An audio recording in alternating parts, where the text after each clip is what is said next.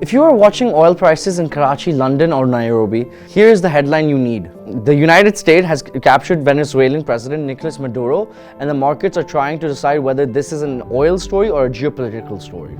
But oil traders are quietly looking further down the road because Venezuela is sitting on some of the largest oil reserves on the planet. Why does it matter, and what could it mean for the global oil market? Let's begin. Over the weekend, US forces have carried out a surprise raid in Caracas and seized Nicolás Maduro and his wife Celia Flores. Both are now currently in custody in New York, and they are due to appear in federal court in Manhattan on Monday. US prosecutors say Maduro ran a state-backed narcotics network and worked with violent trafficking groups and cartels, including Mexican Sonolas and Zetas, Colombian FARC, and Venezuela's Tren de Aragua. The charges include narco-terrorism and cocaine importation conspiracy, along with weapons-related offenses that could carry decades in prison if he is convicted. But this is also why the story has become so explosive. This is not a quiet arrest. It is a military capture of a sitting foreign head of state. The UN Security Council is meeting to discuss the attack, and Russia and China, both key backers of Venezuela, have criticized Washington. Legal experts are also questioning whether the raid was lawful under international law. Now here is the first oil reality check.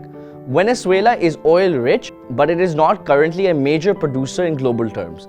Years of underinvestment and sanctions have left production far below historic levels. That is why in early trading, oil prices dipped modestly rather than spiking, and broader markets stayed calm. In fact, investors are broadly saying that this is not an immediate supply shock. Venezuela's output is roughly 1% of global production, so even a major political event does not automatically remove millions of barrels from the market overnight. On top of that, OPEC Plus has just agreed to keep output unchanged for now, which also reassures traders that the market is still relatively well supplied in the near term. So why is everyone watching oil so closely? Because the real oil story is not today's supply, it is tomorrow's potential supply. Venezuela holds about 17% of the global reserve, and that statistic changes how markets think about the medium and long term. If political control shifts and sanction policy evolves, Venezuela could eventually produce more oil, and that would add supply to the global system. Some forecasts suggest that Venezuela could lift production modestly within a couple of years and potentially much more over a longer period of time.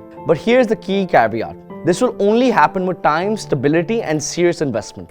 Oil fields, pipelines, refineries, and export capacity do not recover on slogans. This is also why Trump's public message about US oil companies returning to rebuild Venezuela's oil industry is being treated as a long-term ambition, not a short-term switch. So from an oil perspective, there are three things to watch. Scenario 1, short-term disruption, modest upside if Venezuela descends into internal instability and exports can get messy, even if the country's output is not huge. Scenario 2, sanctions stay tight, production stays constrained. Even when Maduro in US custody, Washington has said embargo remains in effect, and operators cannot move capital and technology freely, then the production does not rise quickly, and the oil market returns to watching OPEC Plus and the global demand. And then scenario 3, gradual reopening, long-term downward pressure. If the US shifts in sanction stance and the new political arrangement holds, production can rise slowly over years. That would increase global supply and could weigh longer-dated oil prices, especially if demand growth is not strong. This is why the impact may not fully reflect in long-term oil pricing yet. The market is calm in the front end, but the long tail could matter.